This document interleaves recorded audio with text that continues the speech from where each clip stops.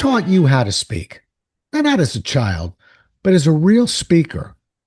Now, what if the fastest way to improve your presentations wasn't another workshop or class or online course, but personalized coaching specifically for you? Well, we got a guest who spent more than 3 decades teaching and performing improvisation, helping people develop the confidence and communication skills that presenters rely on. You ready? Let's go.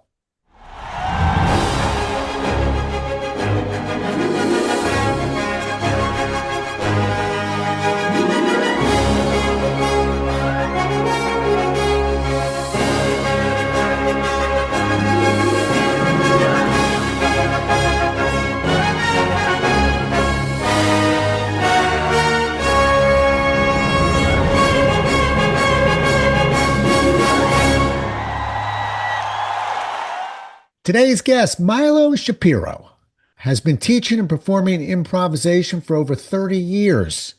He left his IT career in 2000 to run improv-based team building, which led to speaking and coaching. He gives keynote programs on moving past the fear of failure, where the whole audience improvs along with him. Milo, pleasure to have you and welcome to the show. I'm really glad to be here, Rob. Thanks for having me. You bet. So let's just dive in. And with Yeah, you, I want to chip away at, I think, a commonly misheld conception. A lot of people believe that if they're subject matter experts, I mean, if they really know their subject, they're ready to go. They're ready to speak. Why is that such a common misconception? Because I'm sure you don't agree with that. no, not in the least. I say to people all the time that part of the reason I think there is this fear of public speaking is that there's this misconception that if you know English and you know your topic, you should be able to do this. And what's wrong with you if you can't? And then you go out and you try and it doesn't go well. So then you develop a phobia of public speaking. It's not a phobia, it's a perfectly natural reaction to being asked to do something you haven't been shown how to do well. And it's not a simple thing to put together a presentation. It can be learned, but it's not intuitive for most people. Yeah. And let's nick away at that biggest fear thing. Now, I want to tell you, I've been dragging that study around for a long time. I don't want to get into the decades. And I will tell you that in one of my books, it went through a legal read, and they said, not so fast on that biggest fear of public speaking, by the way. That, in fact, we are afraid of drowning and a few other things. But we're both in agreement that I think the point is made that it is a huge fear. It was And based on a yeah, survey, and they didn't say to people, "Well, what about drowning?" It was just right. the first thing that came out of people's mouths. Yeah. Well, but you know what? In a sense, I'm kind of glad it became an urban legend because it does get the point made that when Sure. people fear speaking, they're certainly not alone. It's really common. Yeah, when people call me, it's often the first thing they bring up. The words fear, anxiety, scared, terrified. Before they even tell me why they're speaking or what they do for a living, they're bringing that up. And Yeah. that's really great for me to know. On the flip side, sometimes people say, no, it doesn't scare me at all. It's actually kind of fun. I just know I'm lousy at it. So I want to work on the skill sets. So that's great. If I don't have to help deal with someone's fear, that's great. But if I'm dealing with someone's fear, that's part of the equation. I get that going in because it is so common. Yeah. Yeah. Well, I think I'd much rather speak with somebody who says, I got the fear part. I'm not worried about the fear. I'm worried about the process of that to me would be an easy one. But, I noticed you didn't use a word. There's a word I don't like. And so from one coach to another, and remember, we all have our own shtick. We all have our own style. So I'm not telling you this one's cast in stone, but I really pry people away from the word nervous. Mhm. I don't like it. I think of somebody sort of chewing their nails in the corner. There's nothing we can do with nervous. You used the word anxiety or anxious. And that one I don't mind so much because I feel we can sort of channel that a little bit into some energy. What about you? Do the words matter to you? Uh, because it's them talking and me talking, I almost don't care if whatever word they use is just fine by me. The point is they're letting me know this scares them and that there's a solution to that and that they can see it. The solution is to be better, not to get over the fear, but to be good enough that you stop being scared. And that's my approach to it, has been for years. I had a discussion one time with a hypnotist who worked with people to reduce their fear around speaking. And I said, so I just want to be clear, you're making them less scared to give bad presentations. And he paused for a minute. I said, I'm not saying it's not good to be less scared, but why don't we make them feel like they're doing a really good job? And that's how the fear goes away. I've watched people just absolutely turn themselves around on the fear because they got good. Yeah. Yeah. We're using the word fear here. And to me, I think a lot of times it's fear of the unknown. It's which I think that's what a coach is trying to do. In a sense, I don't think we'll ever remove all the fear. I don't know No, if we want to remove all the we fear. don't. I Yeah. wrote an article called Don't Kill the Butterflies, meaning the butterflies in your tummy. Every time my intro is being read, as I'm about to go on stage, even a little bit as you were reading it here today to start this conversation, the butterflies kicked in just a little bit. And that is a good thing because we draw energy from that. The great Carol Burnett one time said that the one show that was just awful in all of her seasons was when she got too full of herself and thought, I got this down. And she went out there and she didn't have that little bit of, ooh, I have to be, I hope this works out. She killed the butterflies that night. And then the next week they were all back because she had had a bad show. And she said that was one of her best shows ever. So it's Wow. fine that you can feel that, but we want to channel them. We don't want them flying out of our mouths. Yeah. Well, Milo, congratulations. You and I share something else together today. You're the first person other than me to ever quote Carol Burnett on this show. And I'll tell you the one that I quote her on because she was somebody that was rather upfront with the fact that she did have a fear of speaking a lot, which most people would immediately go, not Carol Burnett. She's so Right. natural. But one of Carol Burnett's greatest quotes was to me, the body doesn't know when the mind is acting, Oh, I meaning, like that. yeah, meaning we can tell ourselves these things. We can begin to kind of convince ourselves, and the body goes along with it. We don't have to convince the body; we have to convince the mind. But yeah, Carol Burnett was actually very outspoken on the fear of public speaking, of all things. I hadn't known that. That's a great thing to know. And I hope most of your listeners know who Carol Burnett is. If you don't, Google her or Yeah, YouTube her because she was amazing, is amazing. yeah, you can actually catch her on Me TV. The Carol Burnett show is still on and plugging away. Well, now you do personalized coaching, Yeah, and I've done some classes and workshops. Not big on the virtually, but you're a guy who believes in personal coaching over the workshops. Tell me absolutely. why. So I've been invited to come in and give classes, and I think I give as good, maybe better classes than other people. The problem with it is you must, in defining a syllabus, immediately go to the notion that one size fits all. So I have to tell everyone these are the things they should be doing because I'm talking to, say, 25 people at once. And if there's any chance for interaction, I can't. I mean, what's 25th? That's 4%. I can only give any person in that room at most 4% of my attention. And then it goes down from there once I start lecturing. So it's probably 2 or 1% in a class setting. And I may not be saying what those people need to hear. Great example. In the same day, I got calls from two people from the same company because it was performance review day, and they were both told they needed to improve their speaking. In the morning, I got a call from the guy, and inside of 30 seconds, I was like, who drab, bland, no energy. We got to figure out. No wonder he's being told that. Probably puts all of his audiences to sleep. Afternoon, call from the woman in the same company. Lively, bubbly, energetic, and never made a point. The entire phone call was reining her in. Stop going on tangents. So their coaching with me looked completely different. But had they been sent to the same class, even if it was my class, and I would not know that about them going in because you don't get to talk to your students in advance. I would have had to take them through the syllabus, and he would have been hearing stuff that he wasn't ready for, and she would have been hearing stuff that didn't apply to her. Their coaching looked very different. There was some overlap. There's some things I want all my clients to hear, but it was about energy and dynamics and how to find stories instead of just data. Hers was about how to make better use of structure, how to rely more on her PowerPoint so that she kept herself in line, but a PowerPoint that would be interesting and hold attention instead of walls of text, which is what most people go to, unfortunately. Yeah, that's well said. If we were to boil down, and I see your point, by the way, you're absolutely right. Okay. One way I get around it, just so you know, is I will teach a workshop, a series of workshops that end with a one-on-one. So it can basically put in some process moves, how to open, how to close, some very basic things that still need to be stylized, but at least they're repeatable and predictable.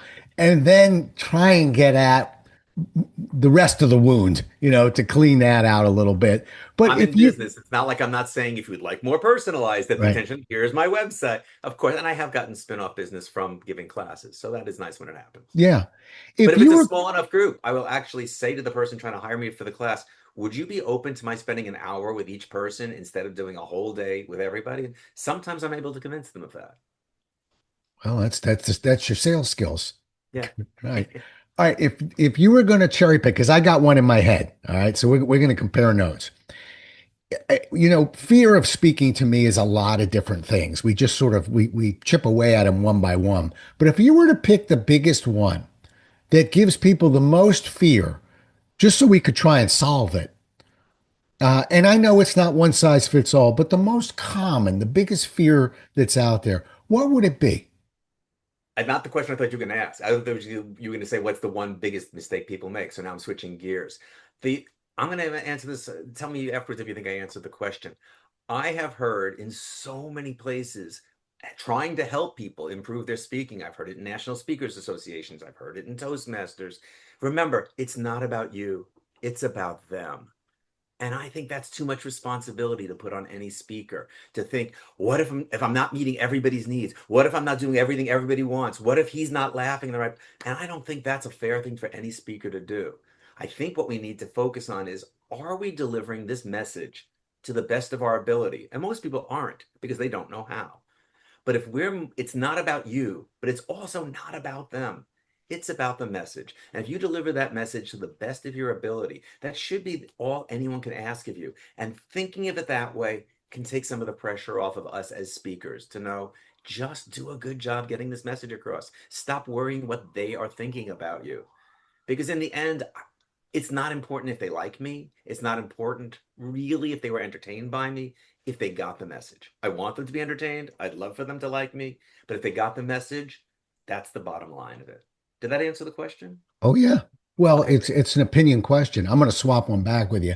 I'm going to tell you that in my mind, the one that, and I don't lead with it, but the piece that I want to go over the most when I'm doing a workshop or even one-on-one is how to handle aggressive behavior, what we call snipers, uh, meaning just somebody that's making your life a little bit difficult in front of that room. Because think about it, Milo. If I could, right before you're ready to speak, and we're not Milo and Rob right now, we're the people you're describing who don't do this for a living. They've got to speak at the year-end meeting, once a year, twice a year, and they're shaking in their shoes. If I could look them in the eye and say, hey, I'm from the future. I just saw your presentation, and guess what? Everyone in the room behaved themselves and really wanted to hear it. Okay. Yeah. Uh, it would knock down that anxiety because, in a sense, it's the worst thing that can happen is if you're up there and then somebody starts sniping you. And it's not, they don't call you a knucklehead. They go, well, Milo, that would be helpful if we didn't hear it last year, which is just debilitating. But I get at the sniper piece because I think it's the biggest move we have to learn to make at some point to protect ourselves. Yeah, making sure that we get that the audience is welcoming and liking what we have to do. It's one of the reasons that I do actually emphasize humor, even in presentations where humor doesn't seem necessary. If you can get a little humor in there and the audience laughs where you think they're going to laugh, it's the only way we know we're connecting with them. You can't hear someone thinking, totally, yeah, I agree with you. Well put. Those are silent, but a laugh, we get out of the audience. And that's a way of connecting with them so you feel like you're on the right track. And it takes some of the stress off. Yeah, I agree. And an argument could be made right back to what I said, which is, well, Rob, if we teach people how to, hit on their whiffums, basically what's in it for the audience, give the audience a sense of the big picture, utilize humor and other interest sustaining ideas, be creative, involve the audience, ask good questions. You and I can go on and on. In other words, if we do our job, there's a lot less chance somebody's going to be sniping us. Yeah. When people don't know why they're there or what's in it for them or where you're going, and basically we undo what I just said, yeah, people can get aggressive. So, And while I said, it's not about you and it's not about them, when you're creating your presentation, you have to go to the them and say, what are they wanting to get out of this? One of the toughest clients I ever had, nice, nice man, fourth grade education, could not memorize, could not work from bullet points, and read from a script like a fourth grader. So every one of the ways that I normally try and approach something weren't really working for him. And I said to him, and he was bidding on a job he already had, but they were making him come back and rebid for it against competition. And I said, let's be honest. I'll call him Dave. Let's be honest, Dave. You are not going to give the most outstanding presentation that they hear. So what we have to do is make absolutely sure that the content is exactly what they would want to hear. I want them to have nothing left to ask you when we get to Q&A. So you and I are going to batter around what are all the possible questions they might have so that we cover every one of them. And I played devil's advocate because I have never been the city of San Diego. And I've never been a printer, which is what he was, printing the bus slips. That was his big contract, was the bus slips. And but we got to the end of the presentation. I went there with him. I actually even did a little piece of it for him so he could breathe for a little bit. I shared something and then we went back to him. Never did that with another client before. And at the end, we got to Q&A and they said, we have a list of 15 questions we're supposed to cover, but you covered all of them. And I was like, yeah. And he got the contract, even though his presentation, to be honest, was difficult to listen to. But right, they, in the end, they didn't need a presenter; they needed a printer, and right. he showed he knew their business. Yeah. I've faced the same obstacles sometimes with some speakers that are just really struggling. And but in a different scenario, I had to really help them become better speakers. They were corporate executives from company I don't won't announce. And but one of my tricks of the trade was when somebody really having trouble putting those first couple words together, no matter what we uh, write down for them or help them with, is just to give them an exercise. Basically, walk in and go, I need two volunteers. I need one guy to hold this way. You write over there. In other words, let's just take the content out right now. Let's have you do something because most people, I don't know about the one you were describing, but most people give them 3 or 4 minutes up there, they begin to calm down a little bit. The first 3 or 4 minutes, we got to figure out how to get them through that. And sometimes it's an exercise. That's what I've tried. 3 or 4 minutes is in the positive world. I've heard a lot of people say, I'm way better in the second half. It's that first half when I'm warming up. And I say something to them that just blows their mind. I go, why aren't you warming up before you get there so that by the time you're speaking, you're already feeling like you're in the second half? And almost no one does warm-ups before they go on stage. I'm at this nearly 30 years. I do my warm-ups in the shower and on the way to the gig. And if I can step outside for a minute because they're not ready for me, I do more warm-ups. I usually will run the entire keynote before I get in the car at home. So by the time I get there, it's the second time I've given this thing today. What a difference. But I mean, if this was something that was my daily job kind of thing, I couldn't do that. But if they're paying me to come in, why wouldn't I want to feel like I already did this today? I could totally do this again. And those kinds of things to walk in feeling warmed up can make a huge difference. Yeah. And don't look in the mirror. Don't practice in the mirror. The mirror is not our friend. That'd be it's people have said, well, what's the problem with the mirror? I'm like, okay, not only are you being super self-conscious of everything you're seeing instead of thinking about your program, but is there ever a situation in real life where someone will stand 4 feet away from you and mimic every physical movement you make? It's completely unnatural. Turn your back to the mirror, talk to the biggest room you have in your home, and pretend there's an audience there. That's how you practice. Well, I appreciate that, and I was loading up with a question of, well, we hear warm-ups and practice. Nobody actually defines what it is. And I'm like you. I am not the fan of a mirror. It's too distracting. I've never Oh, spoken in front of 300 mirrors before. So, that's another way so, to put it. Yeah. I'm with you. Plus, we can get fooled into thinking that we're getting a sense of timing. My warm-ups, just so you know, are a lot of times, particularly if I haven't given a presentation in a while or it's new, just to kind of run those slides and sort of mentally kind of where am I, get a sense of timing and where I want to be when I hit that 15th slide. But it's interesting. I think people they devalue the concept of warming up when they know a presentation, and I think that can get dangerous. Oh yeah. And I both run the program and do warm-up exercises because warm-up exercises are different. Another thing people try to do is they try and do it as fast as they can. If I can do this whole 3-minute story in 1 minute, then I'll be great when I do it in three. Well, two things. You're more likely to stumble in one, which is going to undercut your sense of confidence. And two, you're more likely to get out there and rush because now that feels normal to you. So you'll do it in 2 minutes when you should have taken three. Yeah. Yeah. Well, you mentioned Toastmasters a minute or two ago. What's your perspective on Toastmasters? Mixed feelings. I did it for like 7 years, but I was an IT guy, as you mentioned. I had no reason to get better at speaking. It was something to do on my lunch hour. I enjoyed the people. It was a lovely setting. And inside of about a year, year and a half, I started to notice improvements in my speaking. But the downside is there's a few of them. One is most people who call me don't have a year and a half to get better. There's something they want to get better at, whether it's for a specific speech or just in general to be doing better at work. You're getting feedback from people who may have joined the club after you did. That's a long way from getting feedback from someone who this is their business. And you only get to speak like every sixth week. Most of your work is by osmosis, watching other people. And probably the biggest thing is you never get to work on your own business presentations if that's what you're wanting to improve. If you have to give a 25-minute sales pitch to a client with 5 minutes of Q&A, there is no place in Toastmasters to do that.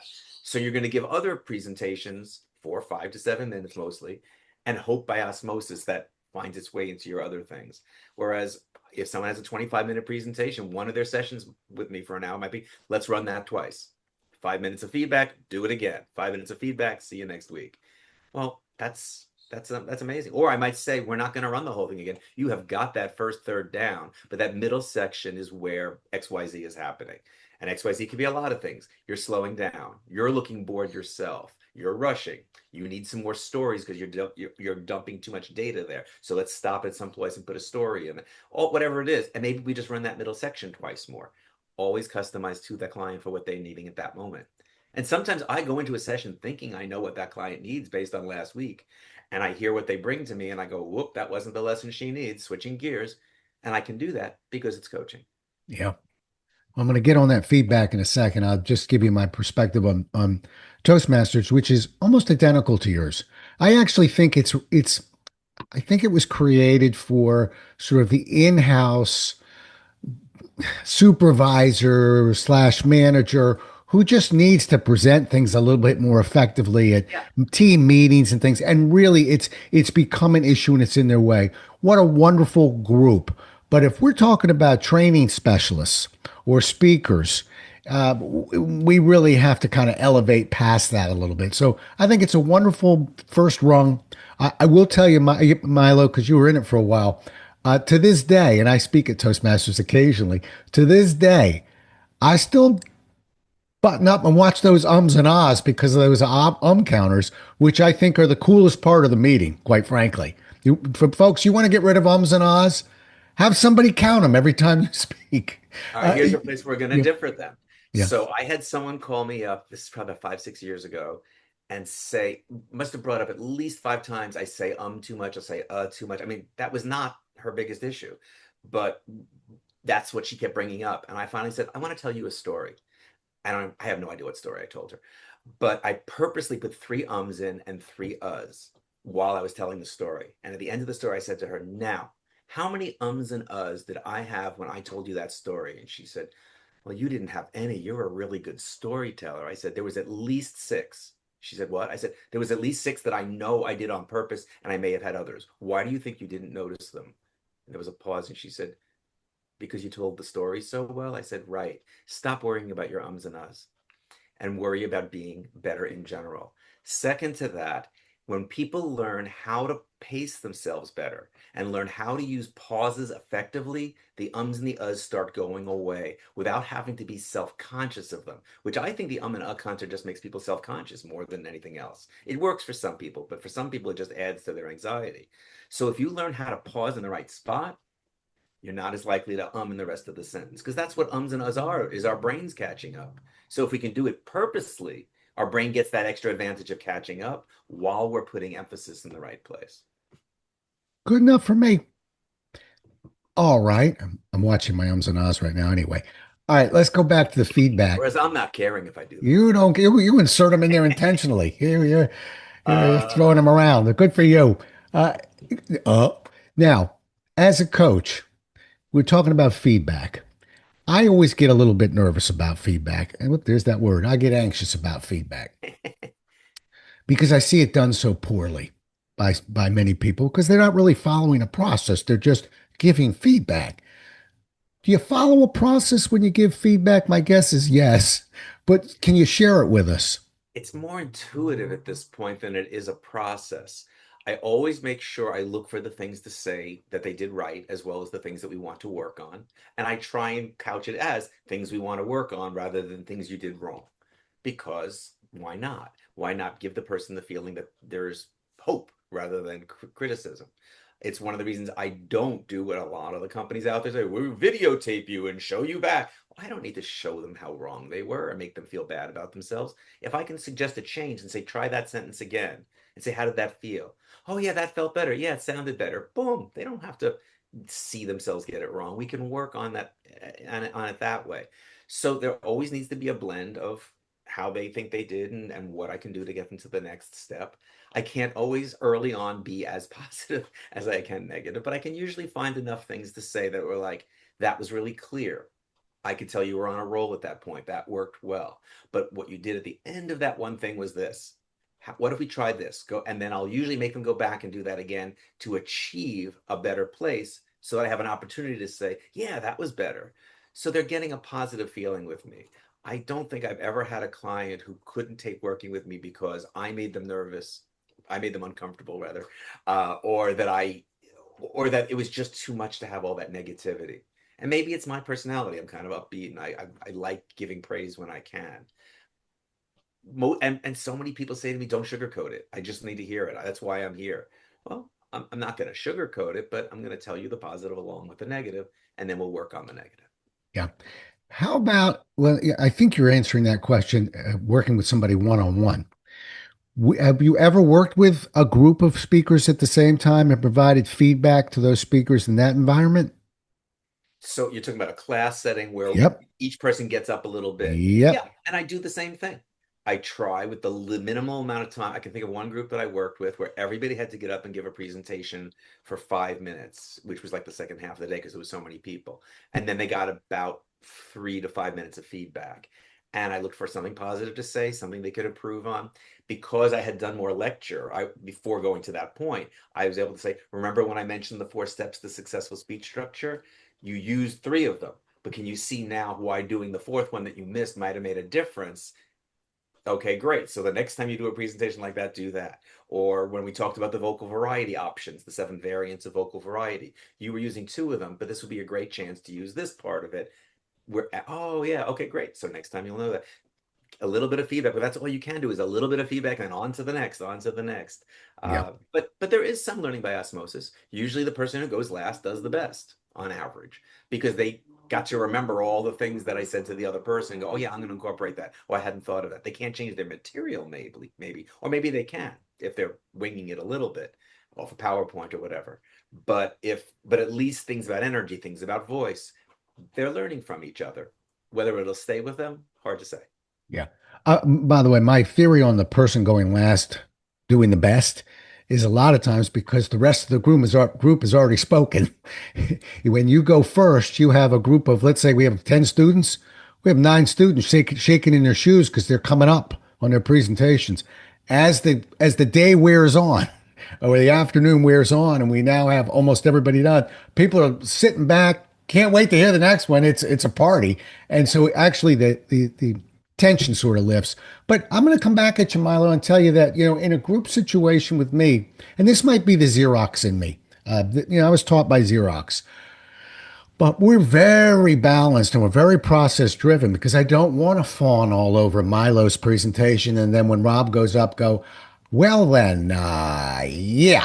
I feel like there's always, no matter how great Milo was and how poor Rob was, there's always 2 things that Milo could work on and 2 things that Rob could work on. And there's always 2 things that Rob did really well, and he may not even know about it. So let's make sure of that, and Milo too. But I'm doing that also to protect my individuals in front of a room. See, one on one, all bets are off.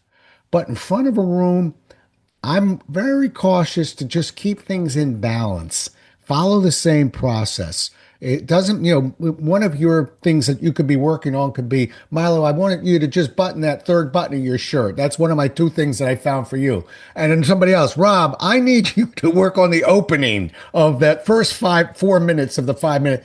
Not quite that dramatic, but read between the lines. But I still feel like I can always find two goods, two positives, two alternatives, and get that from my speaker too. Two strengths, two alternatives, and button that up into a nice feedback session. And the people who aren't as strong, I think, appreciate when I can do that for the person who they know is going to blow everybody else away. Uh, Right. to be able to take that person who's already good and say, here's, I wouldn't word it this way, but between us, here's the thing that could take you from good to great. So to be able to find those little nuances that are more than just fundamental things they're getting wrong. And it's sometimes it's about discover what I'm noticing about you is you have this style that makes you uniquely Rick. And I want people to be able to say, gosh, Rick is really great. By Rick developing his style, I don't want to turn you into me or Martin Luther King or Tony Robbins. I want you to be the best Rick that you can. So since you do this and do this well, at that point in the speech, you didn't do that. So what if you did this so you were more in line with what you were doing earlier? That's part of that Rick style that works for you. And everybody in the room gets to hear, oh, everyone develops their own personal style. I wonder what my personal style is, even though I'm saying it to Rick at that moment. Yeah. And I totally agree with you. So much this has to do with personal style. That's why, yeah, I'm a workshop guy. I've taught years of train the trainers for Xerox. So many, tons of, just hundreds of them. And those were 5 day classes, by the way. So, Ooh, yeah. okay. And we also, I think I had hair when we started. Also, people don't realize that you can teach just about any class, but when Milo gets up to teach a program on how to speak, he better be a good speaker. Yeah. And as Milo goes through the day and says, now here's how we handle this type of question, here's how we open up this type of presentation, I better hear you opening and handling and doing the things we say. So it is a very unforgiving program to teach because you really do have to model most of. You could model not being perfect too, and I don't think that hurts, but you have to model most of what you're doing. It's when I go to networking events where I'm pitching myself, I need people to say, wow, that was one of the best pitches in the room. And I've said to people, I spent 45 minutes working on that 1 minute. They're like, you're kidding. I spent 2 or 3 minutes thinking about my pitch. I'm like, and you did fine because you're talking about a pet care service you offer.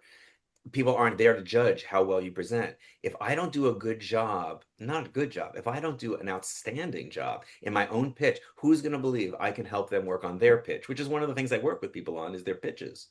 And it's got to be that way. It's got to be strong every time. If I'm under the weather, I'll skip the meeting because I can't do a bad job. And it's unfortunate. Other people can do a so-so job if the material sells itself. Mine won't. I got to sell it. Yeah. Oh yeah. I like when I'm like I said, when I'm doing sales training classes, well, I better know my sales training content. But if I'm missing my visual isn't working properly, or I don't ask enough relay questions, nobody in the room's going, "Hey, what happened to the relay?" So it's a whole different story. I have I'm a look. Yeah, go ahead. I have a 1 hour keynote that I give named after the book called Public Speaking Get A's, Not Z's. And I wouldn't give this away if you were about to be in my audience, but you're not about to be my audience. I've purposely come out and for about 2 minutes at the beginning, speak horribly, just horribly, bland and ums and repeating myself. And I just watch the horror in people's faces that I'm going to be speaking for 75 minutes like that. And then the first slide pops up behind me and says, man, this guy sucks.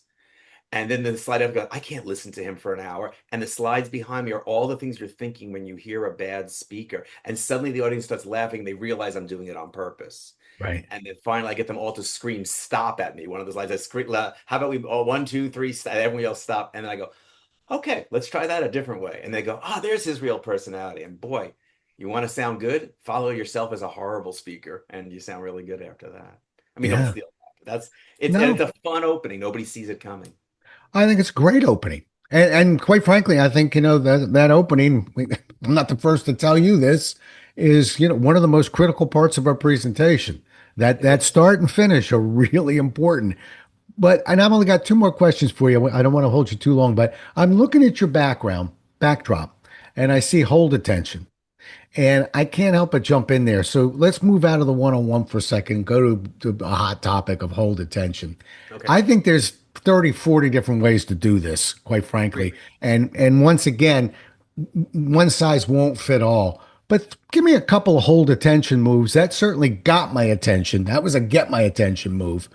Now we're 40 minutes into it, and we got content we still have to deliver, but I can still sauce it up a little bit. Give me a couple of good hold attention moves.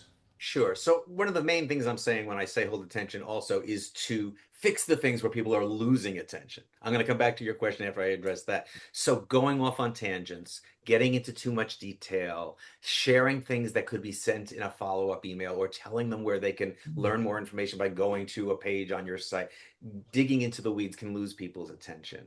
Those are the kind starting to get monotone because you used up all your vocal variety at the beginning, and then as you were wearing out, you stopped trying to hold their attention by how you're coming across. In terms of things we can do, incorporating humor, huge one. I had a client who was doing a program on Lou Gehrig's disease, ALS, and it was so bland. And he said to me before we ever started, I've been on your website. I know you've been got this background. You're the improv guy. This is on Lou Gehrig's disease. There's no room for humor here. I said, gotcha. He thought I agreed. That was just my way of saying I'm not going to lose you as a client over such a small detail. It wasn't until the sixth or seventh visit that I brought it up again. I said, we need some humor. He said, you got to be kidding. It's about Lou Gehrig's disease. I'm like, we're not going to joke about that. But are there some stereotypes about you researchers we can poke fun at? Oh, yeah, I guess we're kind of an odd bunch. Great. How about things we thought 50, 60 years ago, but we know so much more now? It's kind of funny what we thought back then.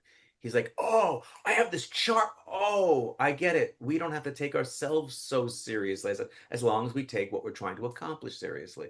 He got 4 laughs in an hour, not exactly a stand-up comedy routine.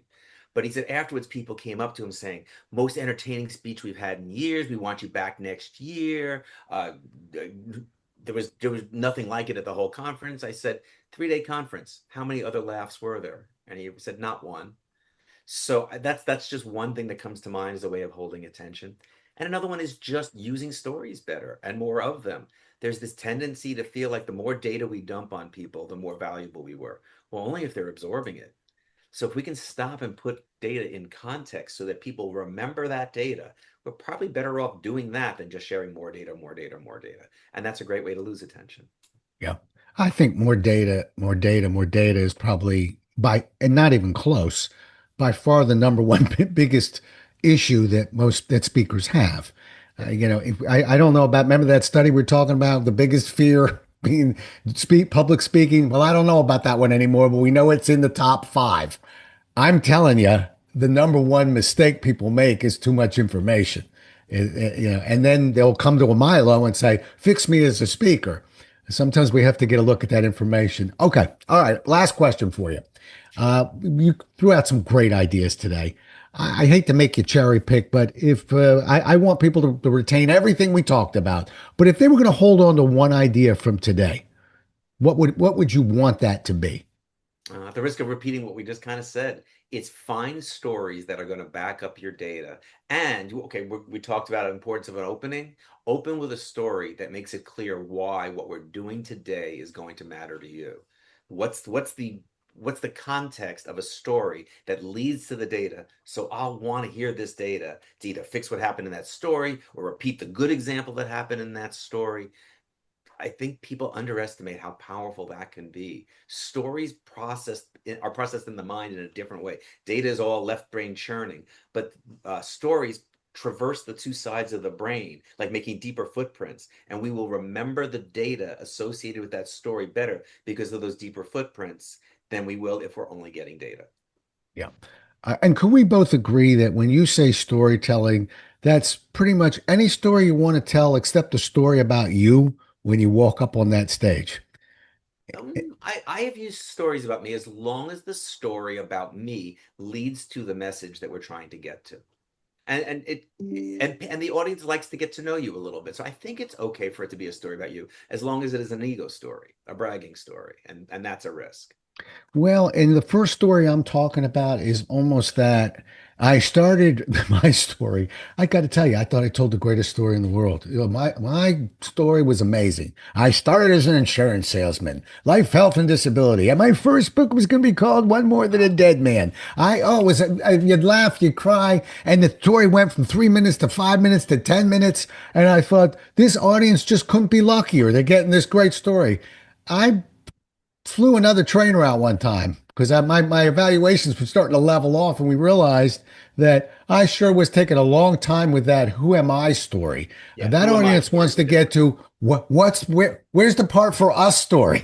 Sure, sure. Yeah, I don't mean telling the story of your life, but for instance, in the program that I do on public speaking skills, I started out telling a story of my grandfather. And it's a funny story about a time he embarrassed us in a restaurant, and it all came from the fact that he didn't communicate effectively.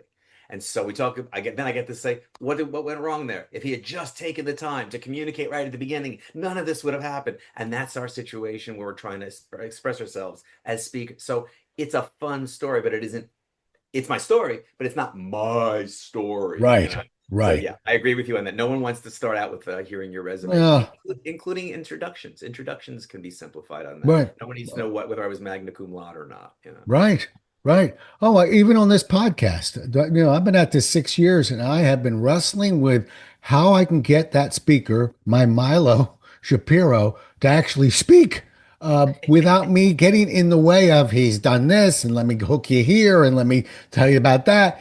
This audience wants to hear how to speak better. Why am I still telling my story? So that's the one. And I think it's that introductory story that I just want to keep an eye on. All And right, my that's why we man. should have someone like you do our introduction so we can start with the actual program. Always have If, an yeah, introducer. if only. But usually it's the low person on the totem pole who's printed something off the internet, and it's not pretty for anybody. But that's another story, Yep. Milo. Next topic. How do Next people get a hold of you? The best way to get a hold of me is through the website up there, publicdynamics.com. Fill out the form. I like when you do that because then I know a little bit about you before I pick up the phone and I'm ready for the conversation with you. Good. And the book, obviously, we can get it on Amazon or any place like that. You can, but there's a quirk on Amazon. Go to miloshapiro.com/books and then click on that one, and it'll take you right back to Amazon, but you'll definitely be getting the second edition. Sometimes people are still hitting that first edition. It's a quirk in Amazon. So go to miloshapiro.com/books to get it. I think Milo wants you on his website.